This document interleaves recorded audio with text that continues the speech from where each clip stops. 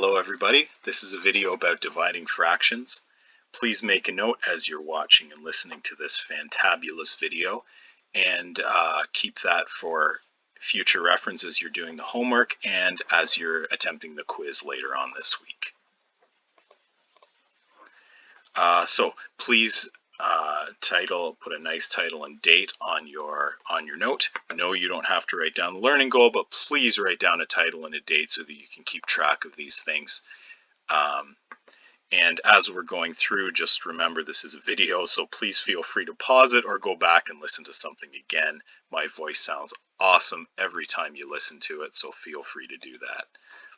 All right, quick review from last time of the two main skills we will be using when we divide fractions. Okay, that will make more sense in just a second. First one is multiplying fractions. So 2/5 times 3/7. Remember that when we multiply, we do top times top, bottom times bottom, or more mathematically, numerator times numerator, denominator times denominator, and you end up with 6/35. Okay, remember to always reduce to lowest terms if you can. In this case, you can't, so don't worry about it.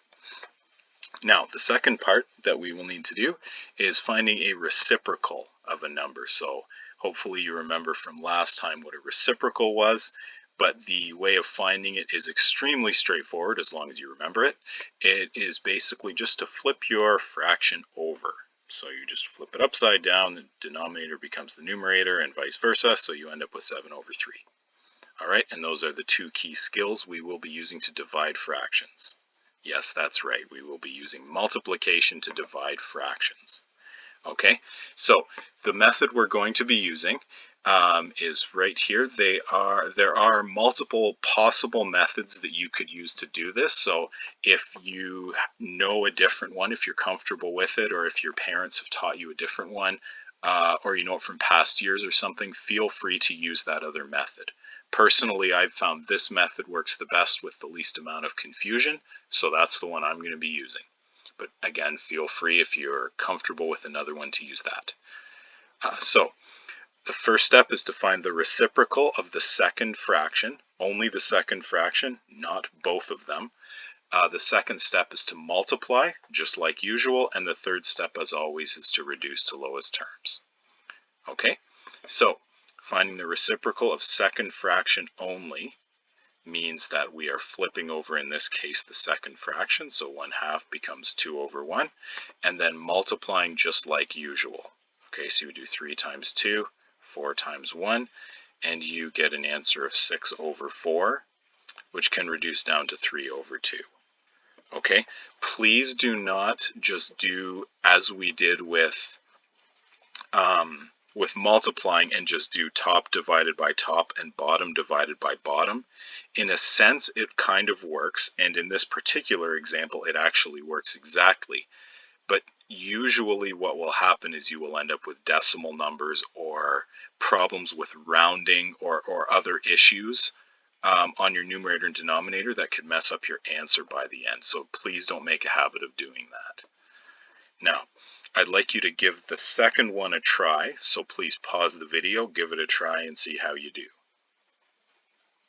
Okay, I'll assume everybody did that. Yes, I mean you. Okay, so 5/6 divided by 4/3, so the first one just stays as usual. Second fraction gets flipped over, so we are finding the reciprocal of that, and then you multiply just as usual. So 5 times 3 is 15. 6 times 4 is 24, and that reduces down to 5/8. Remember, when we're reducing, we are dividing top and bottom by the same number. So in this one, we're dividing the top by 5, we're dividing the top by 3 to get 5, bottom divided by 3 to get 8. Similar idea on the top, except we divided them both by 2. All right, when you run into mixed fractions, I would like you to do the same as we did last time with multiplication of fractions and convert them to improper fractions first. It's so much easier, and again, the method to do it while leaving the mixed fractions in there is very complicated, at least for this grade level. So it's not something we're going to work on at all. So 2 and 2/7. will convert into 16 over 7. I'm pretty sure I'm right about that one. Yes. And then you're dividing by 3/4 just like usual. And then again, we are just inverting the second fraction and multiplying. Okay, so what we get from that is 16 times 4 equals 64. 7 times 3 equals 21. Okay, and again, you can't reduce that one, although you're welcome to take a look at it and give it a try. One quick thing I just want to mention, just going to pop back one slide here. If you ever want to check your answer, you just want to, maybe you're not sure you're right, you just want to just double check. You can always take your final answer. Let's see if I can get my marker going here. Apparently not without some extra work here. Take your final answer and multiply it by your second number here. So you take your 3 times your 1, that gets you 3, check. You take your 2 times your 2, and that gets you 4, check. So that means our answer is correct. All right, it's just a way of going backwards, of keeping in mind that multiplying and dividing are essentially opposite operations. You can use them to go in different directions with the same question. Okay, so on we go with our slideshow. Now, one of the most common questions I get asked is, Mr. Shirley, these steps are weird. Why does this work? So I'm going to try approaching this in a couple of different ways. The first way just involves a little bit of a comparison here. So if we do 16 divided by 4, hopefully you can all do that in your head without a calculator, get an answer of 4. Okay, hopefully we're all good with that.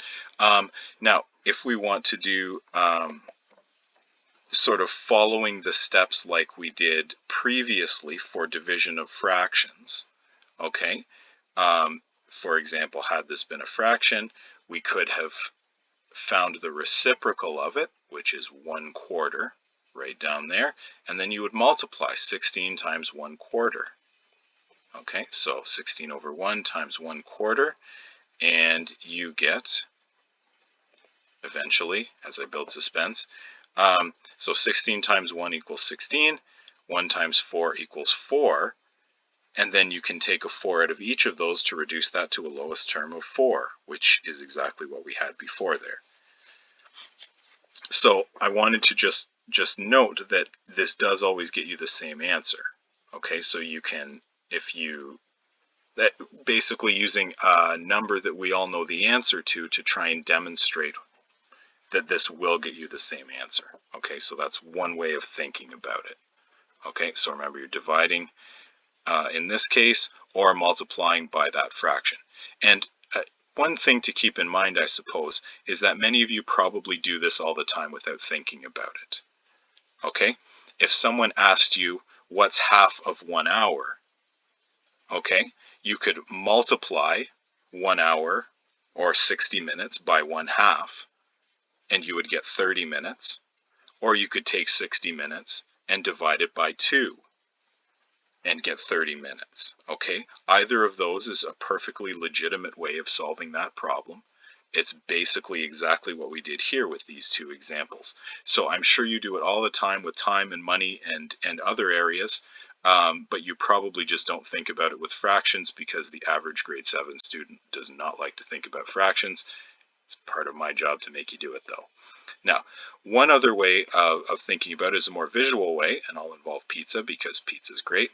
And so just thinking about how you do dividing. So 20 divided by 5 is basically the same as asking how many 5s go into 20. All right, and the answer is 4. Okay, so if we have 1/2 divided by 1/6, it's really asking how many 1/6 are in 1/2. Okay, and so visually representing this down here with these pizzas, so how many 1/6 slices, meaning 1/6 of a whole pizza, will fit into 1/2 slice, meaning 1/2 of a whole pizza? Okay, so you can see if you count them that you can fit 3 of these 1/6 slices to make up 1/2, so your answer would be 3. All right, and if you did this fraction question up here, the same way we did before, you would also find an answer of 3.